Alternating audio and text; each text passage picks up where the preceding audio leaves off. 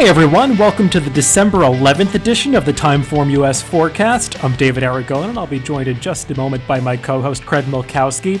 This week on the podcast, we're going to do some handicapping at Gulfstream and Aqueduct. They're running a whole slate of stakes races at Gulfstream Park on Saturday. We're going to discuss four of them, the Sugar Swirl, the My Charmer, the Harlan's Holiday, and the Fort Lauderdale, the last of which, that Fort Lauderdale, has drawn a really strong field. Some horses coming out of the Grade 1 Breeders' Cup Mile, others who have plenty of graded stakes credentials, so we'll get to that in a little bit. And then at Aqueduct, they're running the Alex M. Robb, that's a stakes for New York breds on the dirt. The popular Mr. Buff is back in there. And we'll also talk about a non-winners of one allowance race they're running at Aqueduct that's drawn a large field of 13, one that I know I struggled with quite a bit when I was doing my handicapping. I thought that could be a fun one for Craig and I to dissect a little further. But Craig, we're going to start out at Gulfstream, and it's a pretty good card on Saturday. We'll get to that competitive Fort Lauderdale later, but we start things out with the Sugar Swirl. This is not one of the more, I shouldn't say not one of the more interesting races. It's not the deepest field, but it's kind of a murky situation where you've got a lot of horses that have questions to answer. Yeah, I would agree with that. And as you were saying, I really like this card. Not so much, there are cards we like as fans of the game where we get to see the very top horses run. And then there are ones as bettors. And for me, this is more the latter because I think there's a lot of really good races. And it starts with the Sugar Swirl. And I think it's a race where you have to start with Ladies Island just because you know what the pace is going to be with her. She's going to be up front. She's probably going to be clear, and it's probably going to be quick. And she's really kind of an enigma because sometimes she just keeps going when she's feeling good, and other times she doesn't. She just kind of packs it in. She is back in the Georgina Baxter barn, who I guess is she always trains her when she's in Florida. She didn't handle her when she was shipped out of town. But I did notice, although there's no comment on the pace projector as far as fast or slow pace or anything like that, there is plenty of other speed in here. The morning line favorite, which is a little surprising to me, Golden to Me. She's 2 for 2. She's won both her races wire to wire. Cinnabunny's in this field. She's 4 for 6. All 4 of her wins have come wire to wire. So given those possible challenges, I'm going to try to beat Ladies Island, who's a horse I think is probably going to be the favorite. I'm not sure about that morning line. But I'm going to go with the 3-year-old Sound Machine in here. Now, she is one that obviously needs to improve to get her figures up in the range of a horse like Ladies Island. But she has been doing that, improving all year until she ran into that sloppy track last time, which I don't particularly think she cared for. And I just think she's going to offer some value in a race and might get overlooked where she has just as good a chance as some others in here at lower prices. Yeah, it's definitely one of those races where you can make a case for almost anybody. I mean, maybe Bronx Beauty's a little tough to come up with off her recent form. But, I mean, she's got back races, too, that make her competitive, and she's a horse that loves to win races, as does Ladies Island. And I don't know how they're going to bet this race, honestly. I mean, you sound a little more sure than I am that Ladies Island is going to take a lot of money in here. She does seem to produce her best form at Gulfstream, so I suppose that could play into things.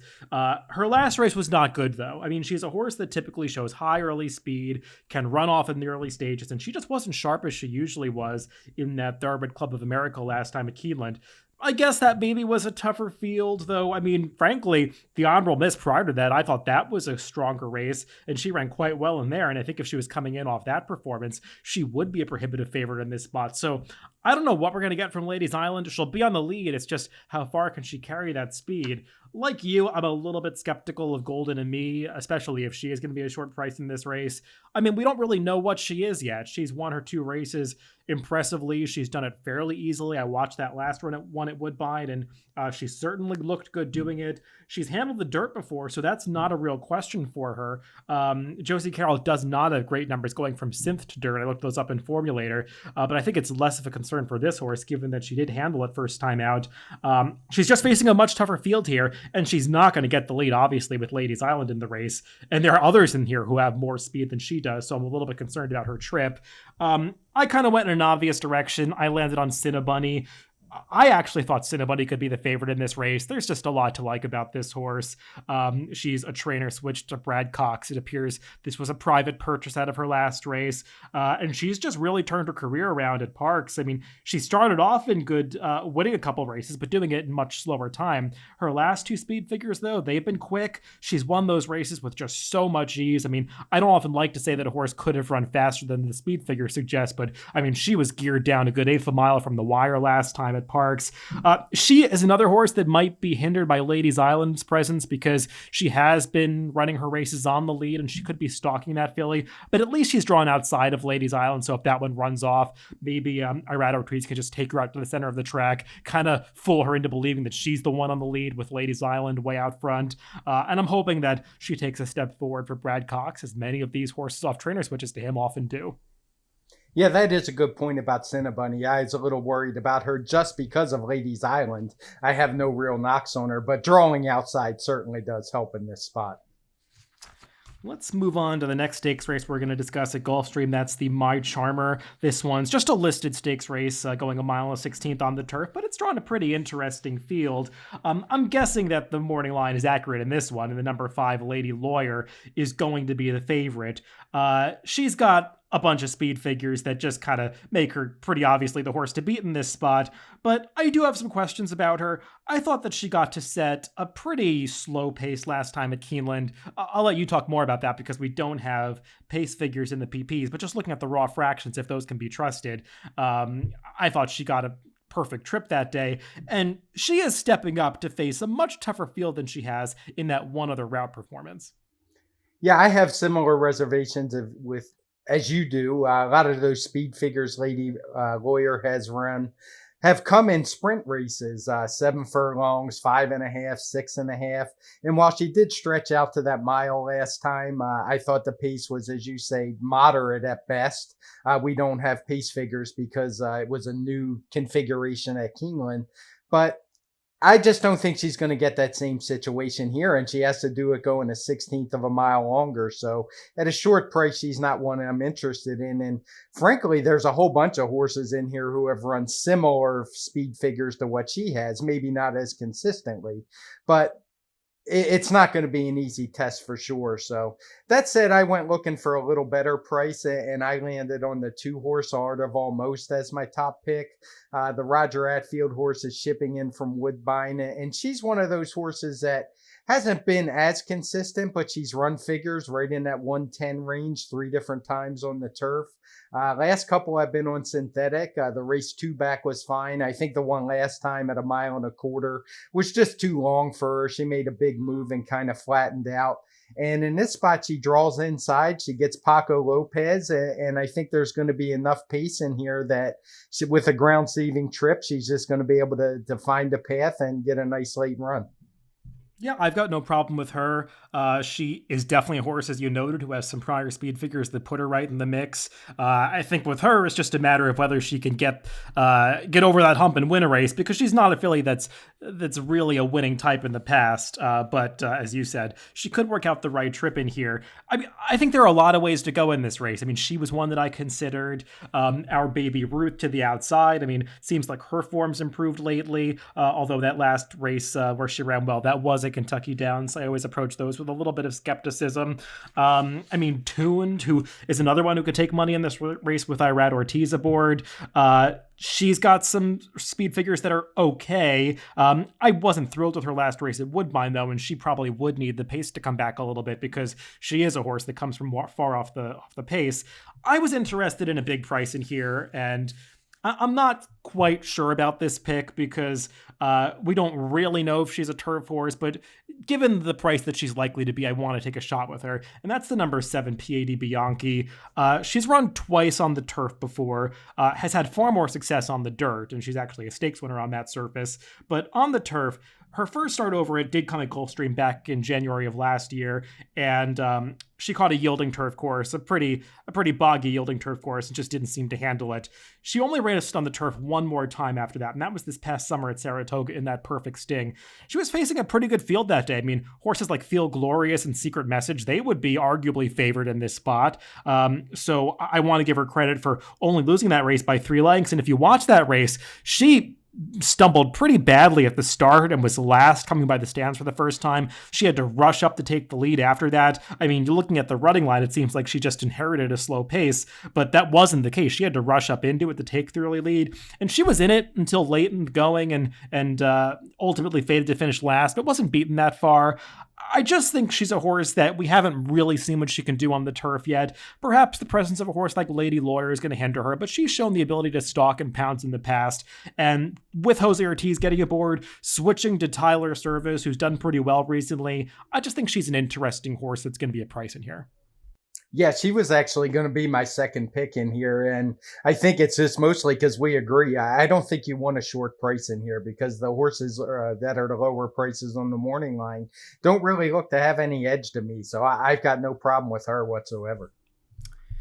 Moving on to the 9th race on this Gulfstream Park Saturday card. It's the Grade 3 Harlan's Holiday, going a mile on the 16th on the dirt. And we'll get to like the classy favorites in a second, but I think we kind of have to start the conversation with the number 7, Tot Weege, who, if you look at the TimeformUS pace projector, he's supposed to be all alone up front in this race. There's just not a whole lot of speed signed on, so maybe he's going to inherit a pretty easy lead through a soft pace, but I don't know. I want to get your take on it, but I'm pretty skeptical of this horse. He was a $2.5 million yearling. Took until his 4-year-old season to make his debut. Pletcher, who, I mean, he's not one to start a lot of horses in the summertime at Gulfstream Park, and he kept this horse in Florida throughout the summer when there were so many higher purse races to run in New York and other places. I just am pretty skeptical of this horse stepping up to graded stakes company. Yeah, I can see that. I think there's a lot to be skeptical in this race about. You've already covered the pace projector, so I won't touch on that too much, but I mean, like, I'm a fan of the morning line favorite Tax. I've been in his corner several times, but at this point in his career, I've got no idea if he's the same horse that he has been in the past, and he's going to be a shortish price. So I don't want any parts of him in here. He's just the kind of horse, if he beats me, great. I can live with it. And if not, he's going to open the race up for some value. But some of the others have question marks. I mean, Math Wizard, he's done very little of note since surprising in that 2019 Pennsylvania Derby. Fat Man had run some nice races last year, but his return race was a stinker, and he's second choice on the morning line. I think he 5-2 or something like that. So I'm actually going to side with the pace projector here and go with Tot Weege. I'm not a huge fan of the horse, but given it's the mile and the 16th at Gulfstream, I just think it's going to give him a really big edge over the others in here. And basically, I think the only horse he really has to beat is Tax, and that one is just a big question mark for me. Look, I mean, the pace projector says that this horse is a major player in this race. I'm just trying to read the tea leaves with this horse, and I don't know. This is not the kind of Pletcher horse that typically goes on to great things when they start off on lesser circuits like this. And I just, to me, it just feels like a horse that cost a lot of money, and Pletcher's just trying to get some wins under his belt before he's exposed for what he really is. But that's my take on the horse. We'll see what kind of price he is. He wasn't for me in here. But as you said, I mean, with the horses that I'm going to say I like in here, it's not like I'm standing on particularly solid ground, because I would pick Tax in this race, but there are definitely some question marks around him. I mean, he's been off for so long. He's kind of run pretty infrequently over the past year. But I will say, with the one exception of that Pegasus World Cup where he just didn't seem like himself and things didn't work out, I mean, his other races are okay. I mean, it's not like he was totally disgraced in the Oaklawn Handicap last time against much better horses than he faces here. And prior to that, he earned a big figure in the Discovery. I mean, he is a horse that, generally speaking, when he does show up, he's pretty consistent. I just think you have to wonder about the layoff. And for what it's worth, Danny Gargan has excellent numbers off layoffs, and this horse has been working up a storm down at Palm Meadows. So, I mean, I think that there's some signs that say he's going to be ready to run here. I would pick Tax, and I like that he has some tactical speed, but I think it depends on how short a price you want to take. And the other horse that I'd be really interested in is Math Wizard. The question with him, though, is the pace, because he's a deep closer and he's not going to get any help up front. He had no chance last time in that Woodward where they walked along on the lead, but he's got the same concern here to overcome. So I would give preference to Tax because of that pace situation, but I would side more with the class in this race.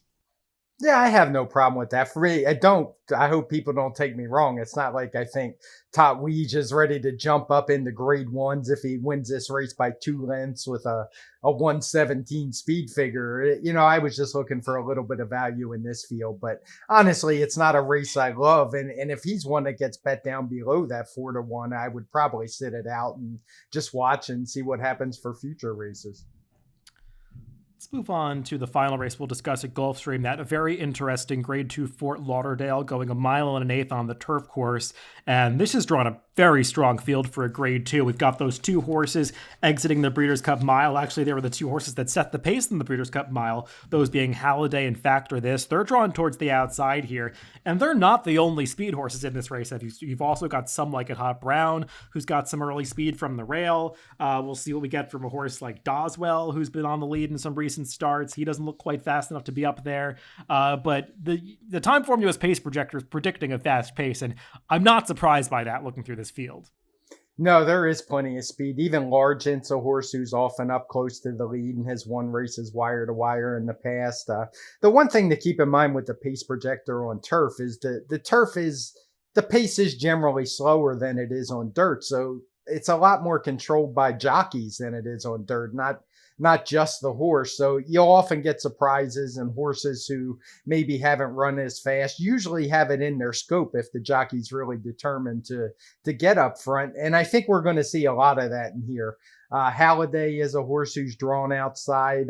He was a horse he faced some like at Hot Brown back at Saratoga, and Luis Saez kind of ceded the lead and it cost him. And I don't think there's any way in the world he's going to do that from the 10 hole. You kind of figure he almost has to go.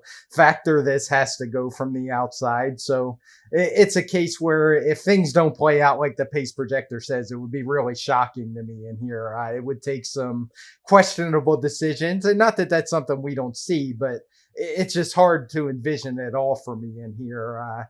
So that being said, I'm going to look for a horse who can come from off the pace, who maybe offer some value. And the horse I landed on is a horse I've not liked before, and that's Delaware. And it's in big part because of Irad Ortiz. I just think he is great in spots like this when the pace gets hot. He has a great post, and we know he's going to save ground. He's going to time his run well, and I actually think it's a horse that's improving. Delaware's just a 4-year-old, which is, compared to a lot of these turf races we talk about, still just a youngster. And he's actually improving, and I liked his last race. I think he had some trouble. So I think there's even more in him than that 119 we saw last time. So for me, it's a rare time where I think we'll get some value on an Irad Ortiz-Chad Brown combo, and I'm going to go with Delaware. Yeah, I'll get to him in a second because I do think he's a very interesting horse in here. I mean, just to briefly touch upon those speed horses, because they are the top three choices on the morning line, some like at Hot Brown, Factor This, and Halliday. And it just feels like something has to give up front. I mean, I agree with you about that situation in turf routes where it really does depend on what the jockeys do, but I have trouble seeing any of these jockeys coming out with the plan to take back. You would imagine they're all going to try to get forward, and especially Halliday from the outside. I mean, as you said, it's basically been proven out at this point that he does his best running when he's on the lead, on a clear lead at that. So you'd imagine Luis Saez is going to be pretty aggressive from the outside post position, and we'll see what that does to some like at Hot Brown and Factor This. I'm a little skeptical that Halliday can get 9 furlongs. I think he really is much more of a miler, so I'm just not really able to pick him at this distance, especially if he has to run quickly up front. Factor This, I mean, 9 furlongs is probably his specialty, and he can stalk.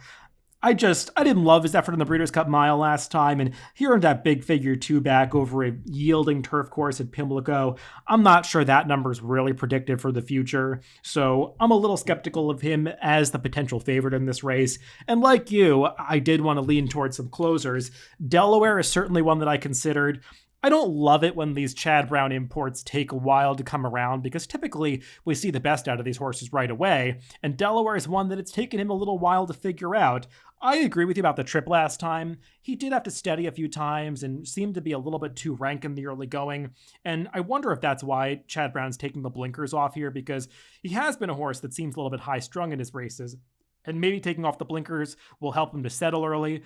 potentially also that helps him to get the distance, because he's not a horse that I've thought was crying out for more ground. So I'm a little skeptical about the 1.125 with him too. But maybe if he's able to relax in the early going, that's going to help him finish in this race. I went for some others. I think the number 4, Breaking the Rules, is a horse that I have to give just one more shot to. I know it seems like he's gone off form recently. He didn't have to like that yielding turf course in the Knickerbocker last time, and he also was in the position to basically stalk outside in that race and chase a leader in a race that had no pace. I think he's better when he can be covered up and produce a run, and he's going to get that kind of trip in here. I know he also ran poorly in the Lure 2-back as the favorite. I don't know what happened that day. I don't have a big excuse for him, but he had looked so good prior to that. So I'm going to kind of have faith in Shug McGahee to get him to turn around, because he'll be a bit of a price in here. And the other horse that I want to use at a price is the number 5, Channel Cat. These trainer switches to Jack Sisterson, they typically work out pretty well. And this horse definitely has back class to give him a shot in here. I know that he's primarily done his best work going longer distances, but he's run fine going 1.125 in the past. And if you look through this race and the TimeformUS late pace ratings and the horses who are most likely to benefit from a very fast pace, I mean, he's one that you have to think is going to come running at the end, and he'll be a big price in here. So I would mostly focus in on the 4 and the 5. Yeah, and Channel Cat barely lost this. He lost this race last year by less than a length, just beaten by Instilled Regard, who we know he went on to have a very good year. So, yeah, I got no problems with him at all. But, yeah, it's just a race where I think as a handicapper, you really want to take a shot when the top 3 horses on the morning line all have similar running styles. They're probably all going to hook up, and particularly on turf where it's going to set up for a horse to come from behind. If you're ever going to beat these guys, this would be the spot to do it.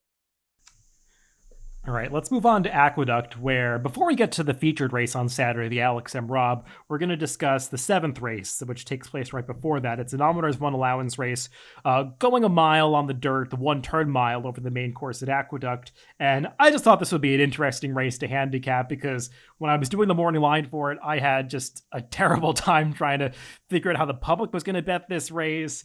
I had a tough time coming up with picks in this race, because this field is remarkably evenly matched. I mean, so many of them have run similar speed figures. We'll talk about the pace situation a little bit, or maybe you can start with that, because you've got a few horses with speed in this field, but it just is a really difficult race in which to make comparisons.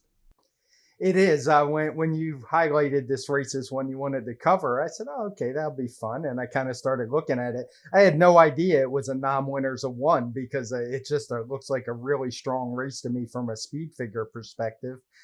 It drew a big field of 13, which they can run at Aqueduct. So I don't believe there's any also eligibles. And I think that in large part is why the pace projector shows the pace is going to be fast, because obviously the bigger the field, the more likely the pace will be contested and get hot up front. So I think that's a big part of it. Not so much that there's an overabundance of speed. I think it's more the size of the number of horses in here that could make things hot. That said, what caught my eye at first was the power picks. I'm not a huge power picks guy. I do always note what they are, and I look and kind of see the odds. And I could say you could go a long time without seeing any of the top 3 power picks be top 3 morning line choices. And that was the case in here, where all of the 3 are outside of that morning line. And I'm not knocking your morning line at all. I wouldn't have the slightest idea where to start in a race like this. So I just kind of went horse by horse. And as you said, it's pretty evenly matched. And I kept coming back to a couple horses that exit that really strong allowance race that we talked about on the Pacecast a couple weeks ago. And that's a race that Vintage Hollywood comes out of, and Family Biz. They're going to be the 2 I focus on in here. I guess my top pick would be Vintage Hollywood. He comes in with back-to-back 110 TimeformUS speed figures, and he does it off very dissimilar running lines. The first one was a nice win over New York breds. The last time was that distant third that he had in that allowance race. I'm talking about Won by the Sound. I think that was a Brad Cox horse who just ran off the screen, got like a 123 TimeformUS speed figure for the win. So obviously a really, really strong race for the class. The other thing I like about him is that he seems to run well over this Aqueduct surface, which in recent years just it's a track that a lot of horses don't handle. It's a lot slower than a lot of dirt tracks we see, and it's one that he's run very well on. So he would be my top pick. The other one from that same race is Family Biz. And it's just watching the replay. There were a couple things to like about him. I thought he made a really nice run around the turn while wide. He was actually gaining. He flattened out a little bit late, but that was understandable given the horse he was chasing and the ground that he covered.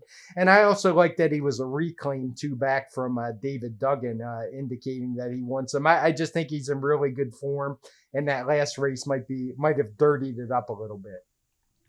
Yeah, there are two major contenders in here, and I think you covered them very well. I mean, I kind of preferred Family Biz a little bit for the reason you said. I thought he had a slightly tougher trip last time. He does go out for some lower profile connections, and a rider that hasn't won a ton of races here, but if the pace does heat up, I think he's a horse that makes a lot of sense, because it's not like Family Biz just has that one speed figure last time. He's got plenty of prior speed figures that put him in the mix, including his race 2 back when he was in Robb Falcone's barn. So I think he makes a lot of sense in here, but there are so many ways to go. I mean, it's one of those races where when I was doing the morning line, I kind of wanted to make 7 different horses co-favorite at 6-1, but I mean, I don't think I could do that, I guess. Some might do that, but I try to differentiate and make some distinction somewhere. So there are definitely two contenders in here. I was somewhat against a few horses that I thought would take money, like Dudley Square, who I thought got a perfect trip going 2 turns last time. I guess cutting back a little bit's going to help him, but I mean, with Pletcher and Manny Franco, I thought he would take some money in here, and I wasn't thrilled with him. I'm also not thrilled with the horse all the way on the outside, Osser, who I thought he might catch some people's eye because he made a visually impressive run from off the pace to win at Churchill last time, but I did not think that was a strong field whatsoever, and I think this is a big step up in class for him, so I kind of wanted to veer away from those horses. The one horse that I have as a short price on the line that I thought was worthy of respect is the number 9 Will Sing for Wine. I know that he's a horse that has struggled to be competitive at this level in a number of tries, but I think he's coming out of a very strong race at this level. When Forza Dioro beat a dare last time at Belmont. I know we don't have that as the fastest race on our PPs, but that's one where if you look at runbacks out of that race, I think there's a pretty strong case that speed figure could have been higher. And Will Sing for Wine, he did get an honest pace to run into there, but he's going to get pace again here. And he just seems like a horse that's slowly but surely figuring things out for Belmont. And I think Joel Rosario is going to turn out to be a great fit for this horse. So for me, he's a major contender in here. I'm definitely using him. Another horse that I think will be a square price in this race that I want to use is the number 5, Our Last Buck. He could have to work out a trip because he's a horse that likes to do his best running up close to the pace, and there are plenty of others in here that want to get that same kind of trip, but he had a real excuse last time over that muddy track going 2 turns. Number 1, I think 1 1/8 is a little bit too far for him, and number 2, he blew the start in that race and just got a 4 to 5 wide trip after that because he was just basically out of position for the entire race. I would give him a pass for that race. His prior start when he beat Vintage Hollywood at Belmont, I think that's certainly good enough to beat this field. He likes the mile distance. And because he's getting this rider switch to a low percentage jockey, I think he's going to be a bigger price than he really should be in this race. So for me, he's a major player in here. But I wanted to get pretty creative in here because I think this is the kind of race, just given how wide open it is, it could produce a wacky result. So I landed on the number 12 Villainous as my top pick. He's another horse that's going to need some pace to close into, but I do think he'll get it.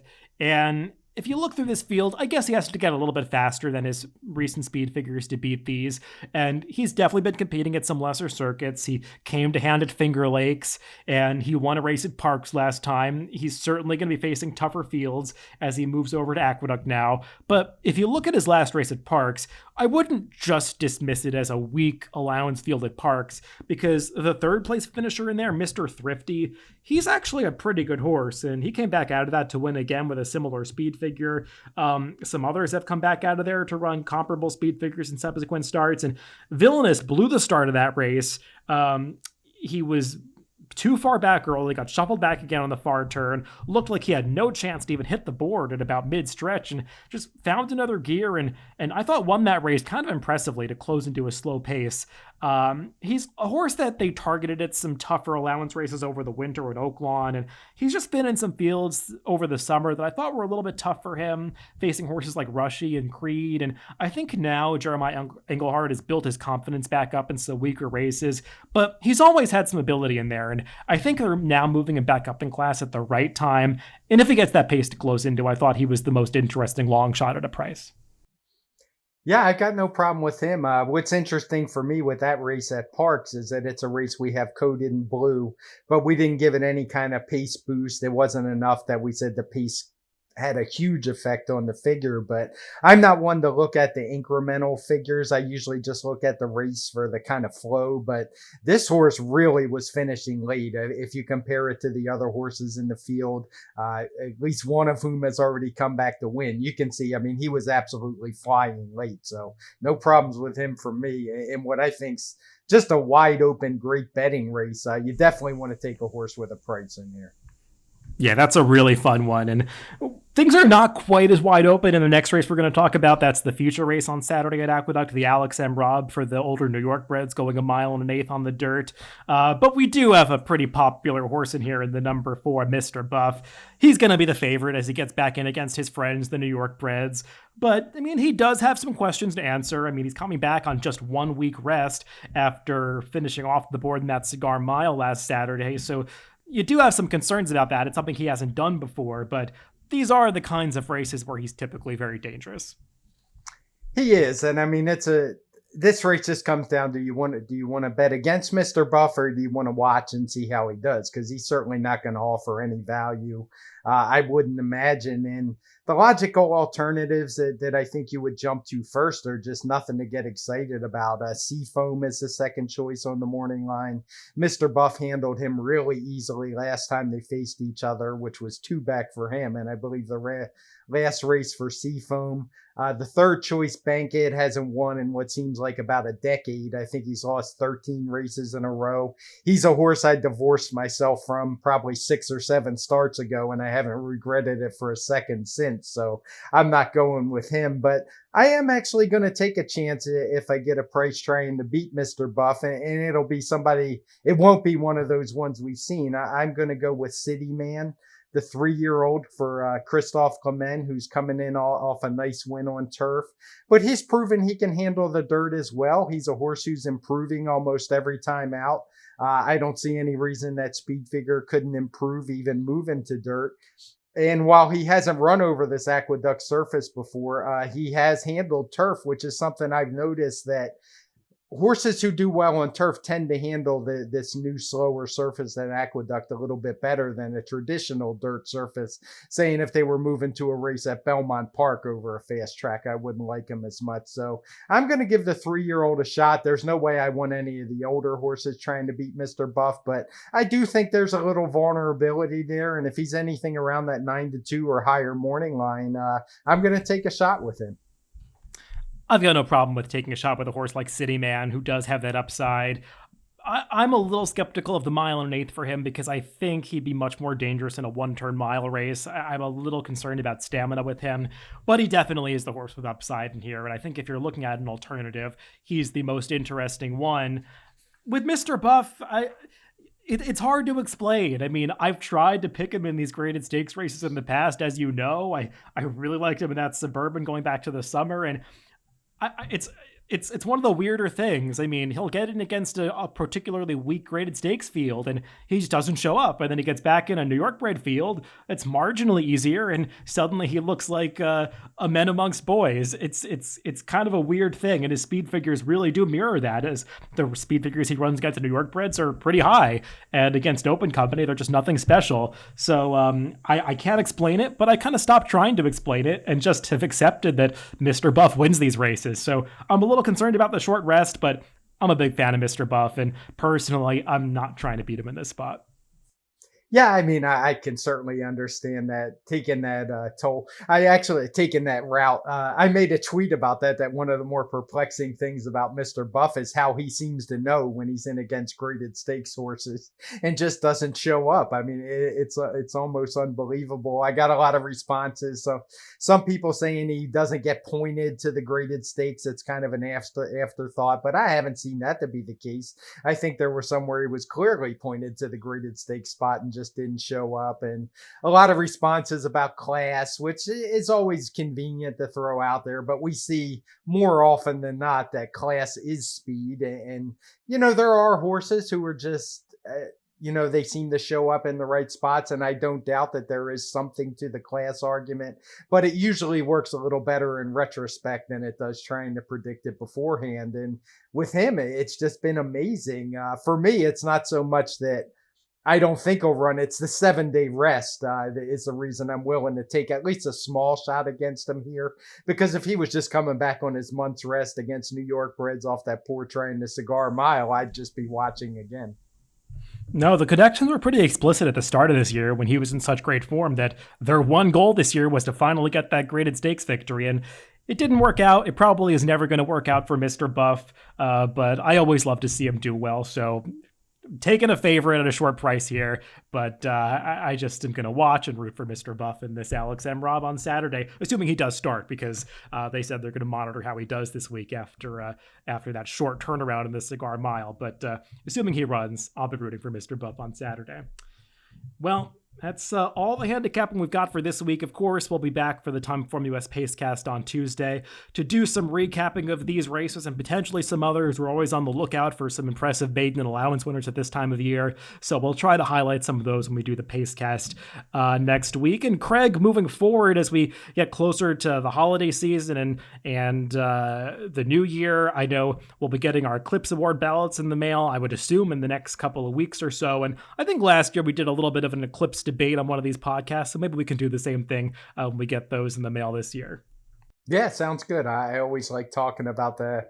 It's always sure to drum up a little bit of how shall we say, controversy. I haven't looked that deep this year to try to figure out if there's any real tough. I'm sure there's at least a couple that are tough calls and some that are obviously going to be walkovers, but it's always fun to talk about.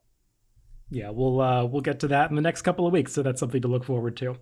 Remember, you can always listen to us on DRF.com, Spotify, iTunes, YouTube, and SoundCloud. Wherever you get your podcast, just make sure to subscribe to that Daily Racing Form channel. Thanks for listening this week, and stay tuned for that TimeformUS Pacecast on Tuesday.